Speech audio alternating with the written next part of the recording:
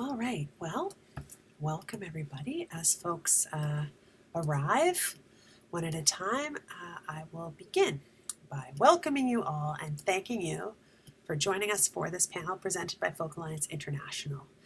My name is Tressa Levasseur, and I am the Program and Community Engagement Manager at Folk Alliance International.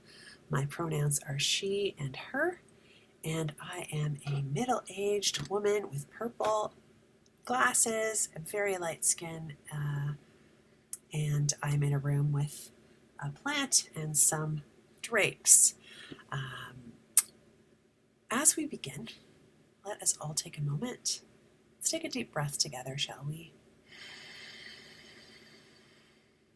And in taking this breath together, let's acknowledge that we're all breathing the air of a very particular planet, but also each of us individually of a very particular place.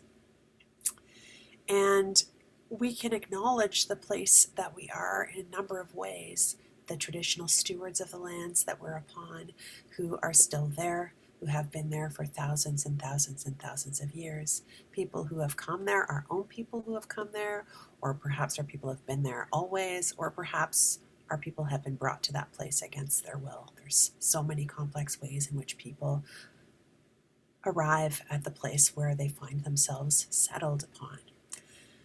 These land acknowledgements are made especially complicated in the era of digital gathering, especially as today we are joined by folks from oh so many time zones and oh so many continents and islands. And so this is just a moment for us all to join in acknowledging and accepting our shared responsibility to use this time together well, and for each of us to consider our roles not only in reconciliation and decolonization, but also in caring for our mutual home, these lands and this globe that we all live upon.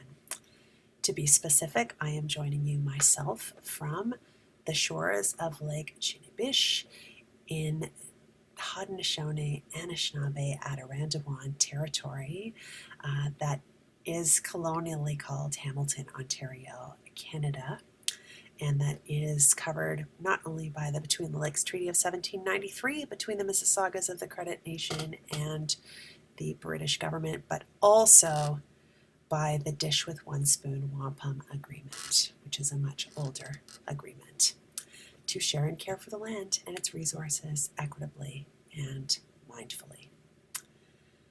I'll drop a link in the chat for you to share a land acknowledgement should you wish to. We hope that you'll share also your thoughts and observations in the chat.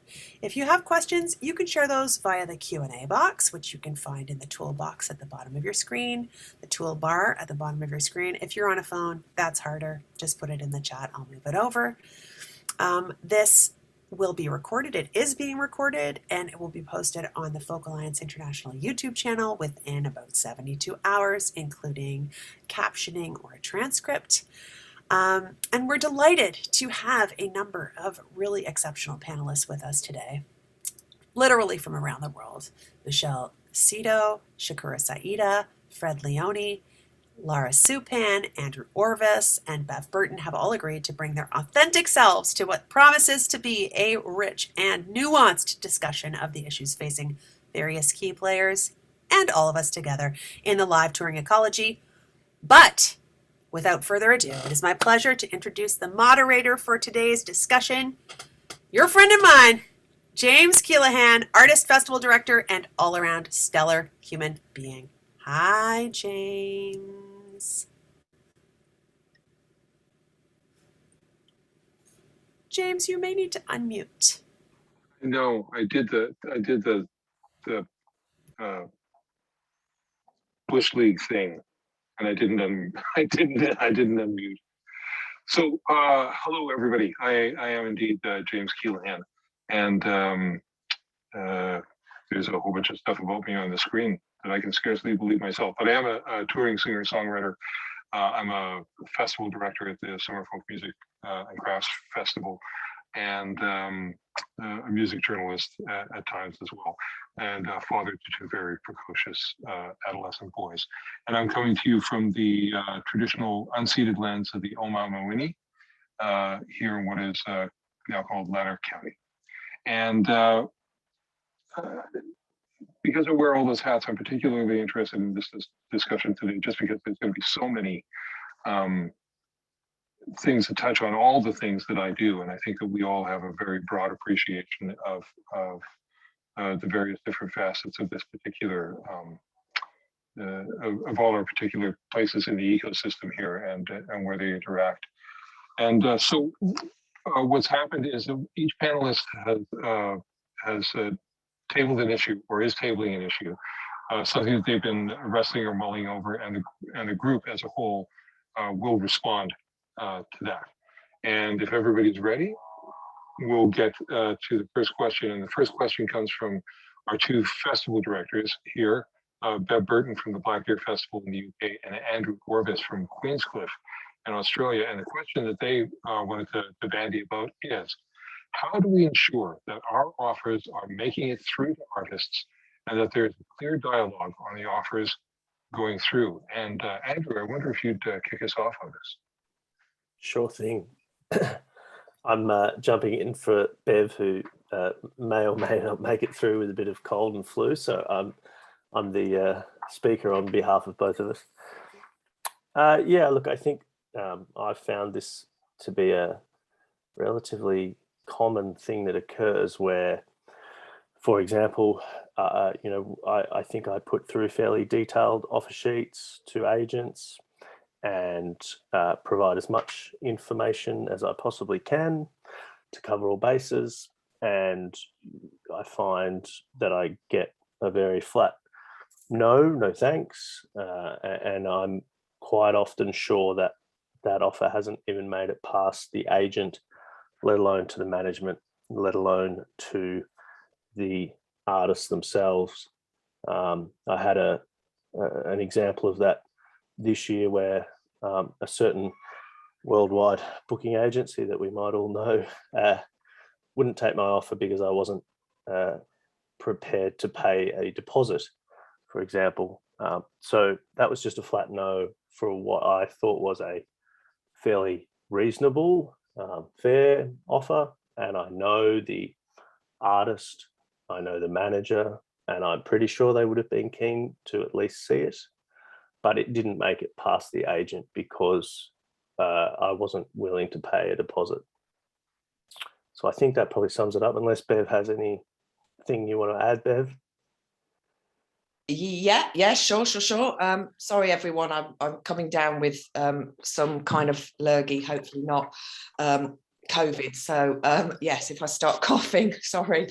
Yeah, I think for a lot of us programmers and bookers, it's different. Every festival's different. We all have our own set of issues with dealing with agents and getting our offers across. And I know it's very hard, and that casting the net wide and seeing how many offers that they can get back. But I just think because we take such an active role and an interest in an artist, I can be tracking artists for years before and see them at many showcase festivals around the world before I kind of, they're in a position for me to go for them, and artists at very different levels. So sometimes it does feel a little bit like that the interest and the attention to detail is not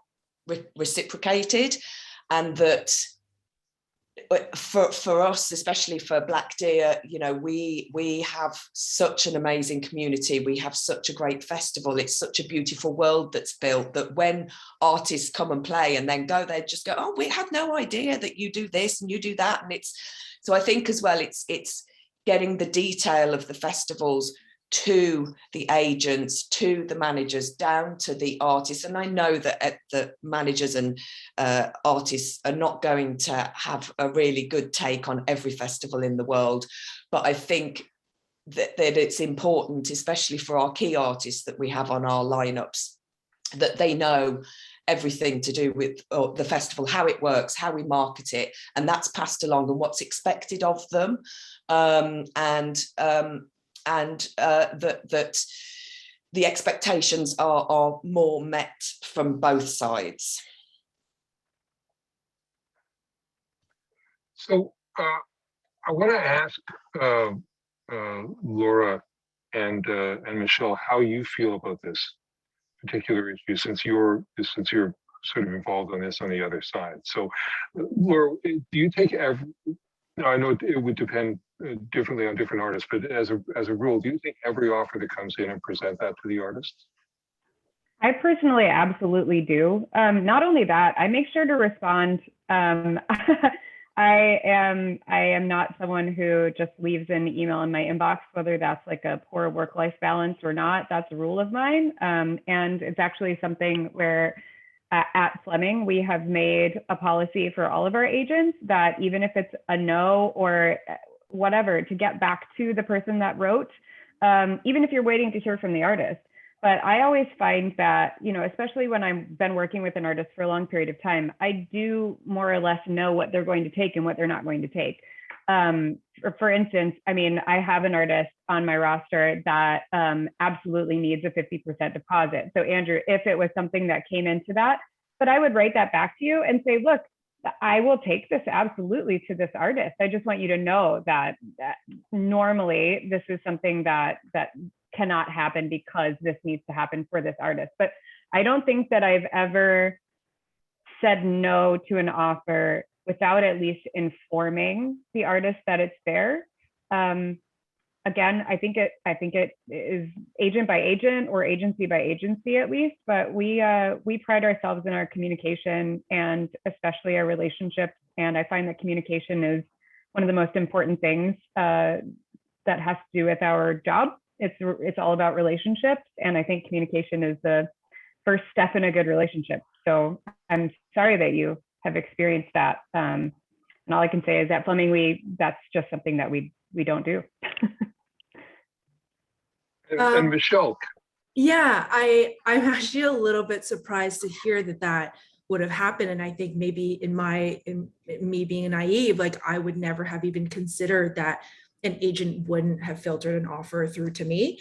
You know, whether it gets to the artist is probably like a 50-50 chance, because the way that we kind of flow information is, and again, specific to the agents that we work with, they will send me an offer even if they advise it's a no, or whether they think it's, you know, whether they think it's not fair, whether there's a conflict, they will always just say, here's an offer, I don't think you should do it, but it's up to you, let us know. So there has been instances where people have like wanted to pass on an offer, but I've always just been like, I just want to make sure you're okay with it before I do that. I will say in the same token, and it's maybe a little bit different in festivals than it is with like, you know, routed tours. I recently, even just specifically this week, because of the volume of offers that we're looking at right now, I have asked the agents to not send me the actual offer sheet. What I've asked them to send me is a document where all the offers are just the columns. I just want to know like the money, I need to know, you know, the date, I need to know like any other kind of details that's relevant, because what I don't want is to get 20 offer sheets, because I don't really have time to go through 20 offer sheets. I just need kind of the key details. So I would say, like, having heard, you know, from your position where you guys, the care and the time that you guys put into offers, and sometimes maybe like putting expectations or providing links, that stuff isn't being filtered to me. But I would say that it's not the agent's fault. It's just me trying to manage my workload, where I've asked them, just like, give me the key details. I just can't open 20 documents today. So from an artist perspective, I'd just like to talk to Fred and Shakura. Do you have an expectation that all offers that come in are going to arrive on your plate, or do you sort of give agents or managers parameters about what you might or might not accept? So Shakura first. I think there's an idea of what I will accept, but I also think that I do like to stay involved in the negotiation. I like to have some sort of idea because I work really hard at building personal relationships with a lot of the artistic directors that I work with. So those conversations that are going on, if I know what they're offering and their reasons for it, I can sometimes give the agent a different way of looking at it. And I can make concessions, or I can say, you know what, this won't work because I know when I get there, I'm going to have to do this much more, which is not really what I want to do. So I do like to be involved in every aspect of the negotiation. But I'm also a control freak. I really like that, Shakura, but here's the other thing too. Like as an agent, we never know all of our artists' background stories. Like what you mentioned, Andrew, the fact that this artist, you knew the artist and you knew the manager. Sometimes even if you've had a relationship for many years, you don't know that that's there. So I personally feel like it is the responsibility of the agent to at least let the manager or the artist know, or both of them know that that's on the table, because it might come back that like it's somebody's grandma that it's like their favorite festival and it was a bucket list item for them when they were 10 and it's only paying them $500, but they're going to do it, you know, and it like just is nothing that they would normally want, but it absolutely is this one special thing. So I always make sure to at least bring it to the table. And Michelle's right. I mean, sometimes there are so many offers that you just have to say, here are the parameters of it, but at least give the name of the festival or the name of the place so that if it pops up to the artist and they go, oh, I've been waiting for that one means a lot to me for another reason that we weren't clear about. I think it's really important that an artist at any level has the ability to see that. So again, I don't think it's really a solution. I'm just sorry that you've had to deal with that. And at Fleming, at least, we really understand where those exceptions could be made, and yeah, they're always brought to the artist or the manager or both. And I think I'll just clarify, like when I say whether or not the offer makes it to the artist, you know, it's like I also, in the same way that I wouldn't expect that my agents decline an offer without clearing it with me, I also wouldn't pass on an offer without telling the artist. But it's like whether they see an email, whether it's just like a text from me with like a link or like just kind of real quick information, because my relationship with my artists is that they want me just to advise them, and that's my purpose. So while I would never just be like, just pass on something without their knowledge, I will oftentimes sort of like where I stand on it, or whether I think they should do it or how much I don't think they should do it, they will be informed as casually via text or sometimes in an email. But I would say like the paperwork doesn't necessarily make it to them, but they are aware of the pass. Fred, anything from your perspective? Yeah, like Shakura said, I like to be across it, you know, and in terms of, as Lara pointed out, that sometimes there's a link that I might, like in some cases, there's a link that I might have to a community I might have visited, you know, the Stonyfoot Reservation. And, you know, there's connections that go just beyond the music industry that, yeah, like you're saying, you might be your grandmother's favorite festival, but you know, I like to stay across it, whether it's not feasible for me or not.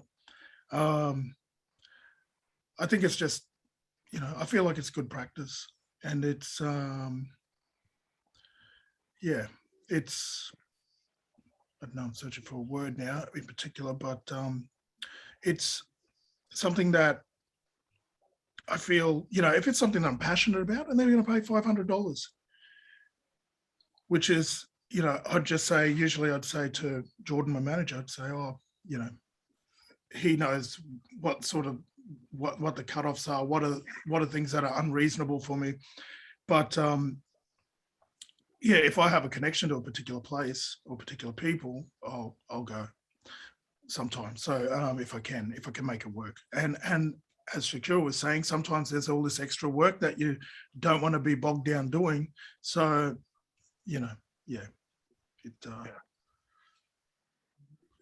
Interesting. I'll just we're going to move on to the next question now. That was a great discussion, but I just want say to Andrew that what I do sometimes as a festival director, I will sometimes, if I know who the artist is or I know who the manager is, I will just drop a note to them saying, there's an offer coming in. I just want you to know that there's an offer coming in. And if you want to talk to me about that, or have your people talk to me about that, that's fine. And then I just leave it at that. I know that I've notified the artist, and then the artist, if the artist has any interest, they can say to their agent or their manager, "Hey, we get an offer from Keelaghan," and that way it's sort of going through that channel. So, but that's interesting. I only say it once. That's interesting to me. How the artist.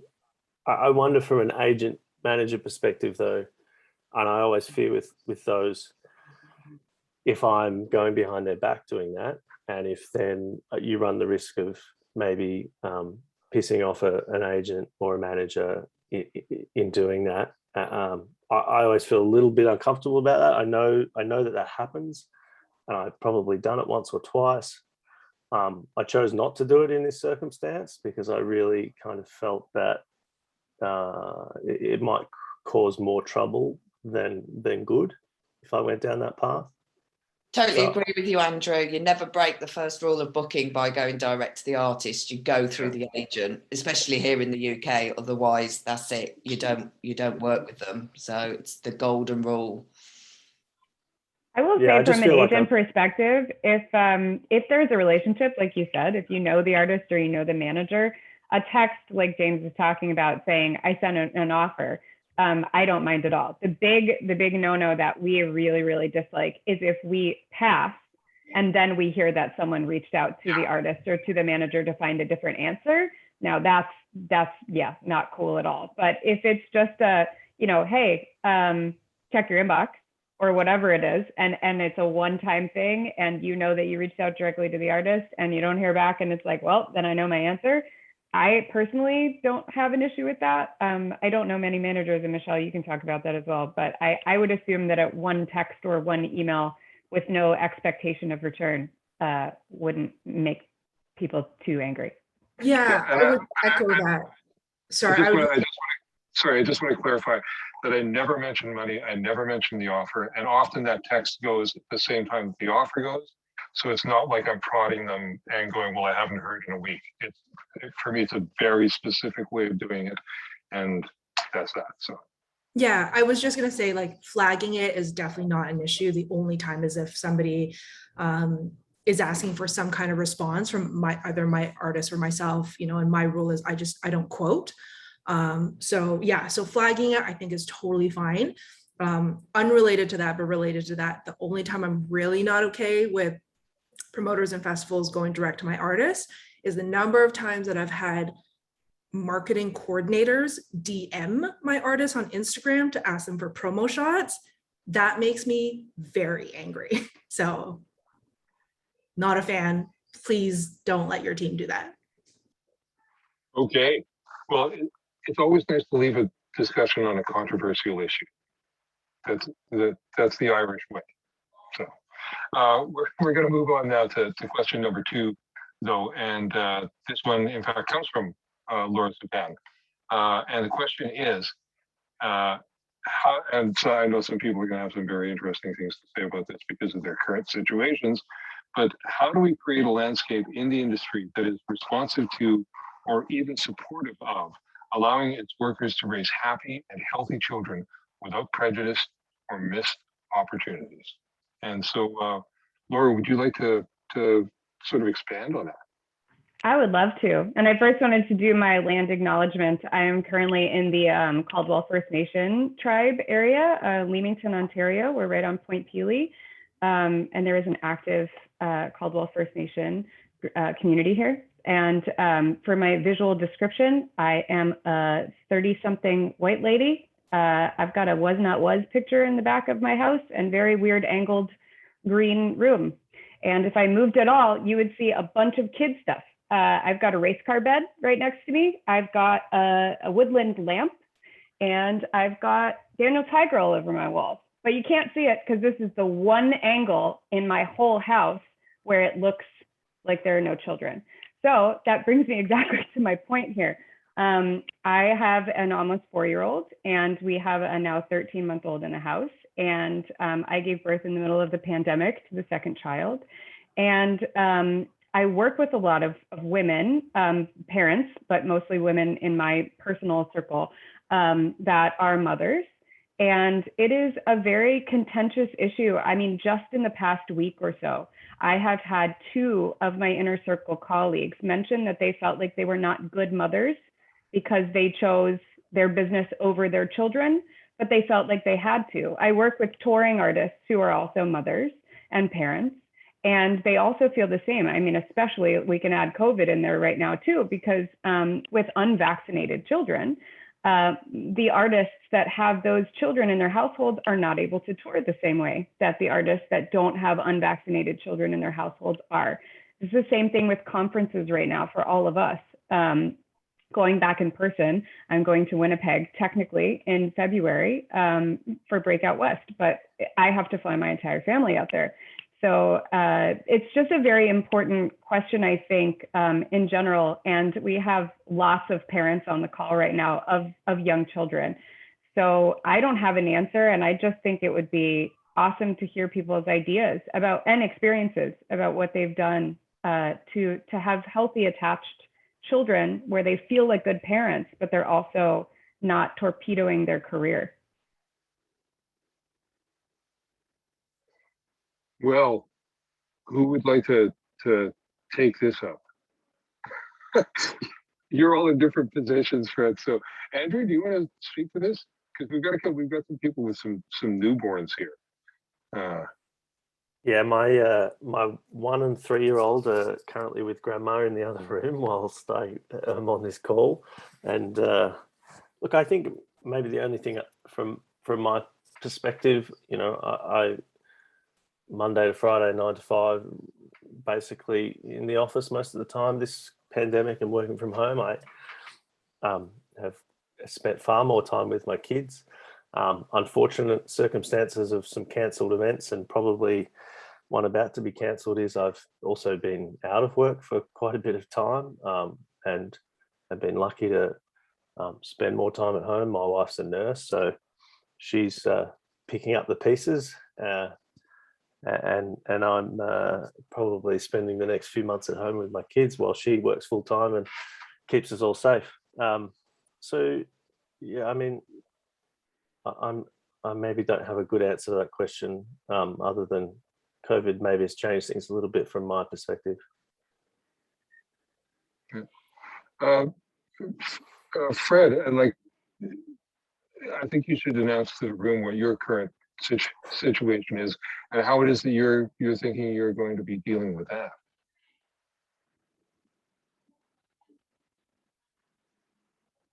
Oh, you're muted, Fred. Here we go.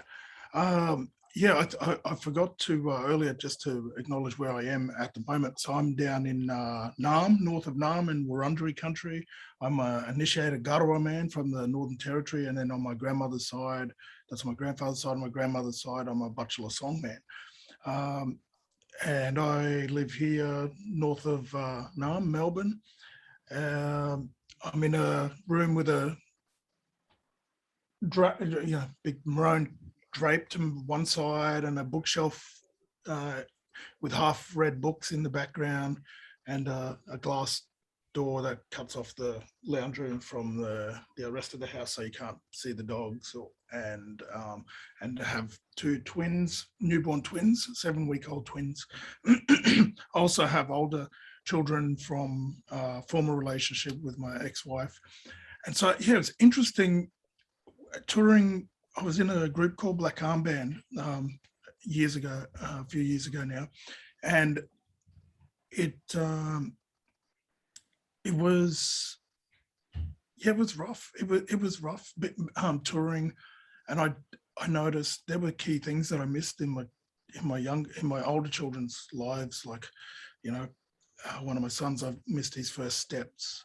I saw a video of it, first word. I was often out touring or around the country performing, touring. And so it yeah, I always wondered this time around, I do it differently. So, you know, my manager also manages Jordan Verza, you guys probably know him. And we talk a lot about, you know, family, and I've got this new family now, 2 newborn children. So the way my perspective on and take on, you know, oh, well, I need to go and do this because, you know, it's going to be great for my career. I'm going to get this amount of money or whatever, has really changed, where I'm now looking at it from the perspective of, I want to know, I want to be so involved in my children's lives that it's not funny that they're going to get sick of me hanging off them like a fly to shit. In terms of how the landscape could become more responsive, you know, I think it's up to the festivals and people that are booking shows to maybe, you know, it all comes down to money at the end of the day, and you know, an extra 3 flights with a bigger room, with a bigger room of accommodation for that family. Yeah, I think it's something that maybe, you know, on that level, the industry needs to sort of sit back and have a talk about and reflect on, especially now during COVID. You know, like Lara was just saying earlier, when she travels, the whole family's going to travel. It's the same with me at the moment. I'm like, okay, well, I can't go up to Queensland and visit my children. You have to be, you know, I've had both of my vaccinations, but my partner's only had one. Yeah, it's such a crazy time we're living in. Yeah, I'll stop there because I'm starting to ramble. Shakura, do you have anything you'd like to add to this? Oh, you're muted. Oh, Shakura, you're muted presently.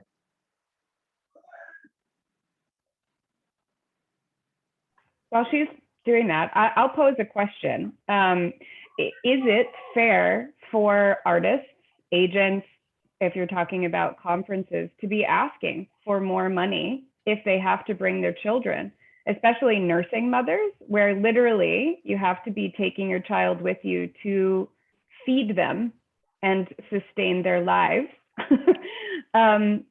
Is that something that you are allowed to ask for? And is that something that, has anyone actually seen that be accommodated? I think we as a festival would try and accommodate that as best we could, and I think that comes down to those, you know, communications of if somebody came back to me and said, my artist would love to do it, but they're going to have a newborn baby and we're going to need this and this, then if I can afford it and it's just factored in as part of it, then you do it. You know, that would be a better approach rather than saying we need an extra 5K without telling me why you need an extra 5K to do it. I'd much rather know. We've had those. We've bought cots and kids bedding and stuff that we have in a shipping container somewhere that we roll out and wash once a year, because we have those families come to the festival and are part of it. Yeah, same for us as well. We over the years have had, I book a lot of females onto my lineups. So so we have returning families that you meet the babies one year and then they come back next year and more, and so yeah, it's really great. But again, it's like Andrew says, it's all down to the communication at that offer stage to make sure we are going to be 3.5 next year. So we make sure that we can accommodate mothers bringing babies or small children and do what we can to help there if they are part of the touring party. Shakura, are you able to speak now? We've got 2 of you and neither of them seem to be speaking. So I just want to mention that there's some interesting stuff going on in the chat. One, Chloe Goodyear talks about making carer passes available at festivals, which I think that if it isn't standard practice, it just really should be. And I know at our festival too, we make reasonable accommodations for people if they need an extra room. If we have an extra room for we had somebody at the festival two weekends ago who was traveling with their father who was taking care of their child.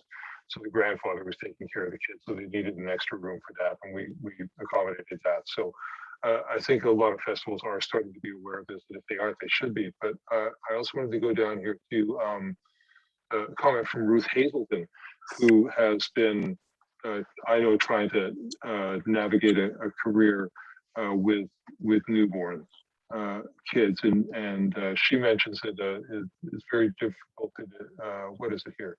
Here in Australia, we've been negotiating around partner and carer tickets for festivals. Touring is almost unviable for independent artists for primary carers. It's an enormous problem. Childcare for gigging and rehearsals needs to be tax deductible for sure. Venues and festivals need to accommodate families of artists. Most artists don't want to work with families on site, but it may be necessary for a huge variety of reasons. Juggling motherhood and career has been a giant heartache for me, and I've been in the industry for 25 plus years. And I can dig. Shakura, do you have anything to add to that? I think I'm a bit different because I started my touring career and my kids were, in 2008, I started touring for the first time. And by that time, my kids were 18 and however old the other one is. Sometimes I forget. Don't tell them that. Second child. Yeah, second child. But so my thing was always, if I can bring them, I'll bring them, because I need to spend as much time with them as possible, because we've already built that bond. And I guess I come from a very tight-knit family anyway, so I don't know that I often asked. I just told, and said, my kids are coming. And I also, up until recently, it was very unique. My parents traveled with me because my father drove the van and my mother was my tour manager and manager. So it was always my parents are with me. And for the longest time, I was actually so nervous about that I would sleep in the same room with my parents. So we'd have double beds. And so while I was getting dressed, they'd have to get out of the room and all this kind of stuff. And then I went, hold on for a minute. I actually can ask for an extra room for them. Like, they are actually working with me, and I shouldn't, if they weren't my parents, I would be asking for an extra room. Why am I sharing a room with two other people? So I do think that, especially when we're talking about folk festivals, we're talking about music festivals, type of organizations or initiatives that are built upon bringing people together, bringing families closer. There has to be this understanding that our families would like to stay close as well. When there's babies involved. One of the festivals, was it, I'm thinking, it was, it was Aurelia. The Mariposa Festival had some people there who were starting a new baby play area. You could go in, you could breastfeed. It was a private area for breastfeeding. It was a private area for changing your babies that both mothers and fathers were welcome to use. And I just think that, yeah, we do need to think about that in terms of artists and how we can make them less anxious about, or more relaxed about being on stage, knowing that they're not leaving behind a part of them. They can come on as their full selves. I think that's a fantastic. I know we're going to wrap up. I had one tip that I have adopted for family life. I don't answer my phone after 5 o'clock. I'm just straight, and I really get frustrated with a couple of agents and managers and people from work that continually call me at 7 p.m. and it's bath time in our house at 6:30. I'm not answering my phone, and I found that to be really helpful from my work-life balance. Excellent. So I have to say that in the chat there is a lot of really great stuff going on that that everybody should check out on this one. There's some really great suggestions, and I'll just leave this cautionary tale that life is long, and I had the tremendous support of a partner who was totally into what I did, and we brought the kids along everywhere that we could for the first while. We've now entered another phase of life where, you know, there's been a divorce and now it's custody and week on, week off, and having now to adjust my schedule so that I can get the family time that I have to force my work into, like this week and then this week. My agents actually being really supportive of that particular thing and saying, you know, this is the week that he can tour, this is the week he can't tour, and knowing that well in advance so that I can get that set up. Life is going to throw you curves, and but yeah, I think this discussion about families and children is a valuable one to have. And we're going to move on now to question number 3, because I know Tressa will be lobbing things my way if we don't move on. This question comes from, where are we here? From Michelle Szeto, representing the management perspective of this. And the question is, how do you weigh and decide when it's time to step up your touring setup? Lights, merch cellar, I would imagine all those other production things that sometimes, you know, early artists don't think about. And so, Michelle, would you like to address that off the top, or would you like us to spin to one of the artists?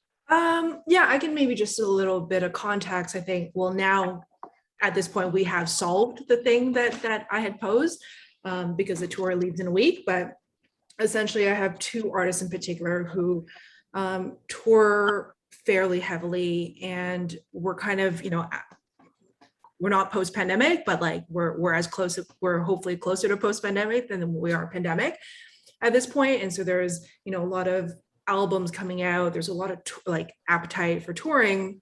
So I have one band in particular who's going out for 5 weeks next week, and then I have an artist who's going out for 4 months next year, from January until May. And what we're finding is that all of these artists, because we've had a really, really active 18 months where without the touring, we were very active in releasing music. We're really fortunate now to be going into some of these tours where we're going into bigger rooms than we've ever gone into, which always felt like a little bit of a risk after 18 months of not knowing where people's, you know, what people's spending habits were going to look like. But we did sort of, we are taking the risk in some of these rooms. You know, I have an artist, for example, who last time they played a venue, they did 300, they played 300 cap room, and now they're returning the same market and we're doing 1,200 cap rooms. And thankfully there is the appetite and the ticket sales are there. But after having not worked for 18 months in a live situation, there's just been a lot of conversation of how do we go into these 1,200 capacity rooms, but we have to make sure that the production is worth a 1,200 capacity room. It has to be worth the $35 ticket that we're now charging people.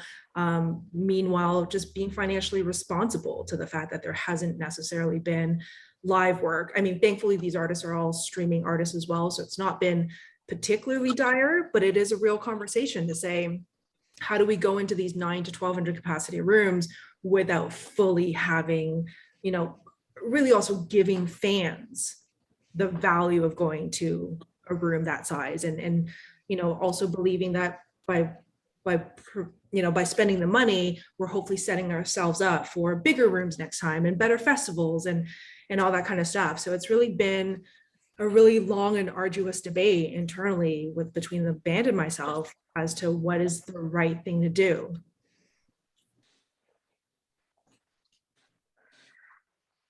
Well, would anybody like to weigh in on this? I mean, I can give my perspective if you want. I deal with a few artists that do carry their own tour manager and sound, and then I deal with a number that are singer-songwriters, so it's not like a produced situation. But the way that I know that at least one of the artists that I represent, one of the groups that I represent, handle it is, first of all, do they have the budget for it? But they really look at it like a business. And you're talking about stepping up from a small business to a big business. And if you had a storefront, you've got a budget to make the experience a better experience for your user, and therefore you can charge more for your items, right? I mean, so I really see it as how you're going to get the most return on investment. Is that production carrying your own sound going to equate to that $35 ticket? And the problem is you don't know, because you have to find the right sound person. I mean, like the right tech person. You have to find the right lighting. You have to play around with it, just like anybody would if they were opening a storefront or changing up their level of marketing in any respect. I mean, I see it as a user experience. As far as a tour manager is concerned, I really think it depends on the group and the artist. Some artists are organized enough that they do not need a tour manager, or they can stand up for themselves in contentious situations or awkward situations. They don't need somebody there to speak for them. And then I have other artists that this is something that they would pay, you know, any amount of money for, to just have somebody telling them when to get up, when to go, getting the money for them so that they can completely focus on their craft and not have to handle any of that business relationship while on the road, and especially like organization, timing, schedules, driving.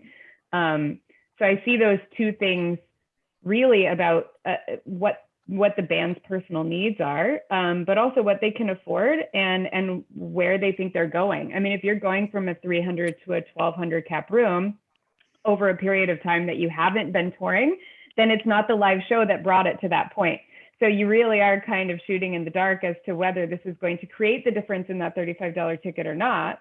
But I would personally say, like, if it was one of my artists coming to me and asking me for that advice, I would say, if you can afford it, try it out, because it's not going to hurt. It's certainly not going to hurt to have your lighting set up, to have consistency, to be closer to a target than you are, you know, it's a one-stop shop where your fan is going to know what they're going to experience when they go to the show. It certainly can't hurt. Yeah. And sage advice. We've got like 13 minutes left and one last question here.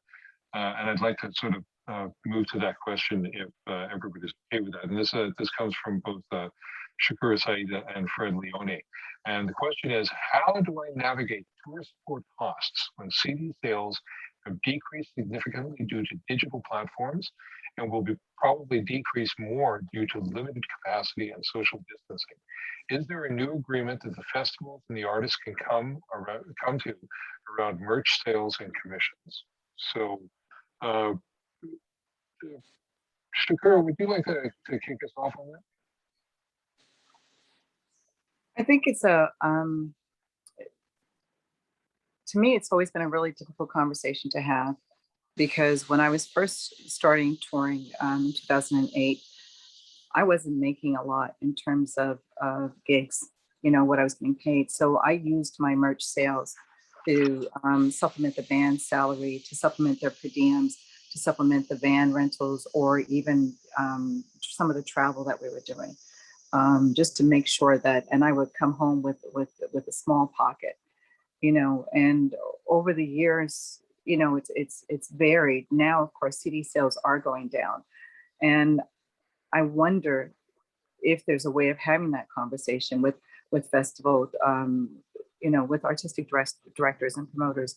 It feels like a really awkward conversation to have, because that 15, 20, 25, and in some cases 30% doesn't mean a lot in that moment, but it does mean a lot when you're paying, you know, $45, $50, $60 for, you know, for per diems, and you're paying for, you're out west and you're paying an astronomical amount for cars and gas.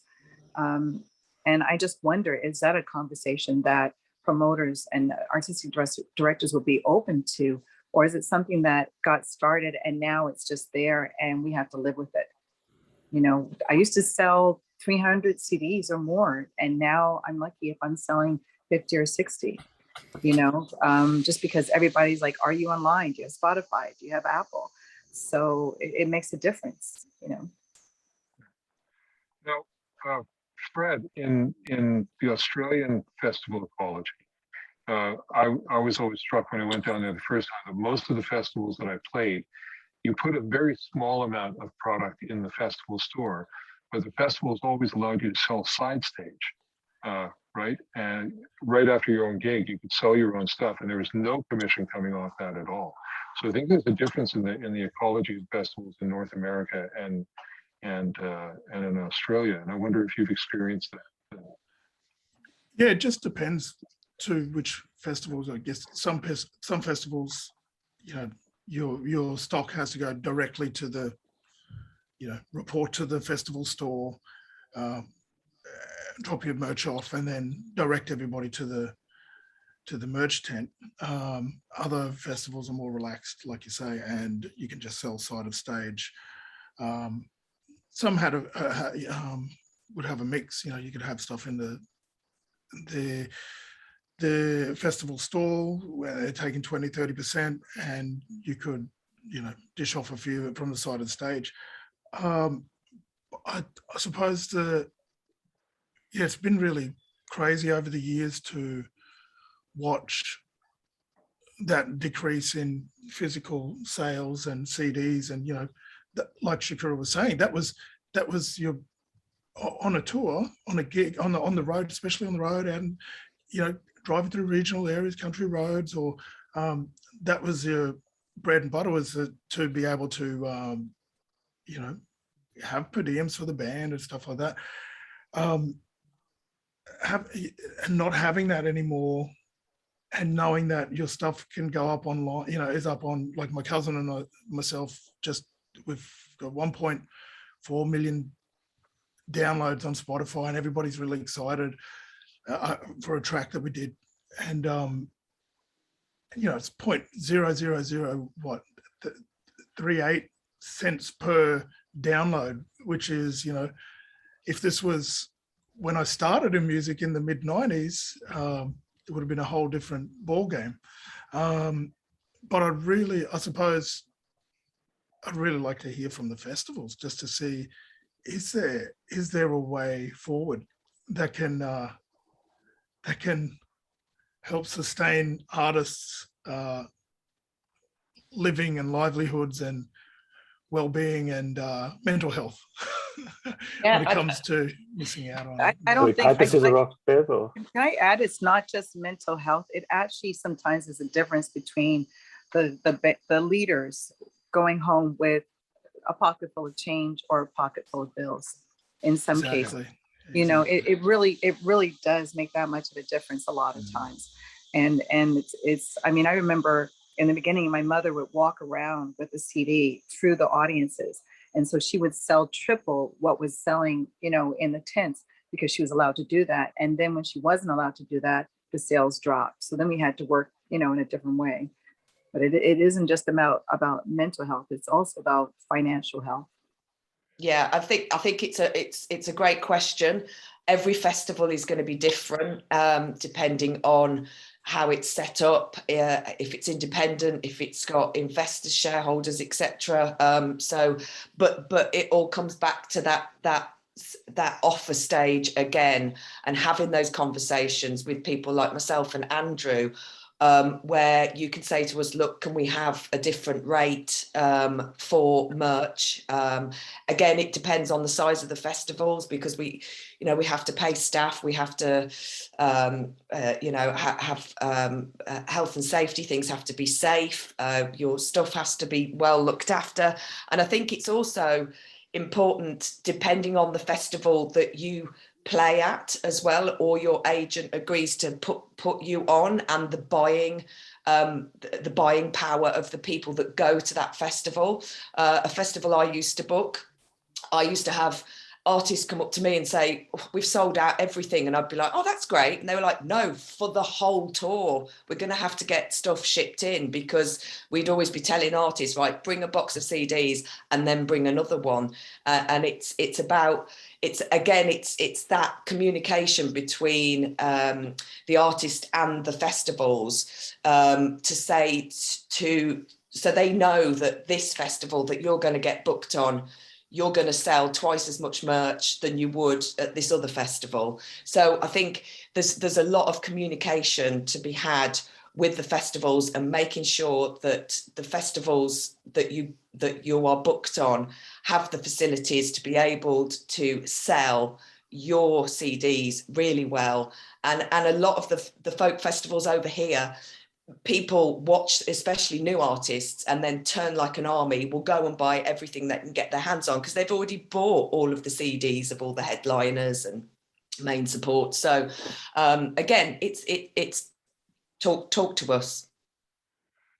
I've been given a 4-minute warning here from Tressa. She will be returning, but I just want to pick up on something Shakura said. I just want to drop it into your lap, Laura and Michelle. How do you feel about having another thing to negotiate when you're going for an artist, right? So now you're going to have an artist going to a festival. How do you feel about now having to negotiate a merch rate for that artist at the same time that you're negotiating everything else? Michelle, you go. I can talk about that too, but you go. Yeah, sorry, that's not the question I'm going to answer. So I will defer to Lara on that, but I will say that, you know, physical sales, of course, is just what it is. And of course it's changed. So a lot of the things that we're focused on is really focusing on our offerings when we're selling. So whether it's off stage at festivals or whether it's at shows, you know, we're just trying to be a little bit more creative. And I find that fans are actually reacting to that better. So for example, I have one client who is a visual artist. And so what we've been doing is we've been creating limited edition prints, and he autographs them and we sell them at the merch booth. And we always make sure that we only do 20 prints. We also, the original is available, but we point people to the website with a QR code if the event that they want the actual original piece versus the limited edition. So I would say that there are just because CDs are just what they are and it's not going to change, I think you should consider looking at other avenues that really sort of speak to your personality and your creativity outside of physical media. And I can say that I do actually, I do absolutely, sorry, I'm looking at Teresa's thing here, but I do negotiate merch sales, and most people are very reasonable about them, especially if it's an album release tour. I come back and say, these artists haven't toured for a year and a half, and this is how they make their money. And I'm sorry, is there any way that we can get hired? It's not a question that I'm, you know, shy about. And I think it's important that the artists talk about it. Because as Bev said too, you've got expenses on that side, and we've just got, it's just a conversation. I've never found anyone to be unreasonable about what they are asking for their merch rates, to be honest.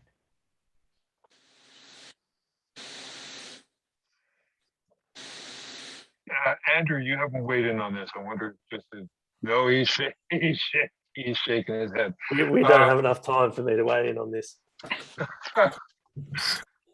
It's really true that you do not have enough time. For I am back because in the interests of the parents on this call, we do have a hard out of the top of this hour. And that was a discussion that we had in scheduling this very webinar. We could talk about any one of these topics for an hour apiece. And I would like to thank all of our panelists today, Bev Burton, Lara Supan, Andrew Orvis, Michelle Szeto, Fred Leone, and Shakura Saida. In particular, I'd like to thank James Keelaghan, who honestly could have talked on all these topics from a variety of perspectives as well, but kept his moderator hat well on his head. And I'd also like to thank Chloe Goodyear for this fabulous idea of bringing folks together. This is installment 2, but I can tell by the way that panelists are interacting and the active chat that this series just will continue. And so we're very excited by that. Folks, if you'd like to put your name forward to participate in one of these conversations, here is my email. We'd love to hear from you or have questions you'd like to table for a Real Talk webinar series presentation. In the meantime, Folk Alliance presents these webinars free of charge to not only its membership, but in fact, the entire world. And this will be available on YouTube for your grandma to watch. If you'd like to support this work and future webinars happening, please consider becoming a donor at folk.org/donate. Stay kind, everyone. In the words of Vivek Shreya, thank you so much, community. We will see you all next time. Goodbye.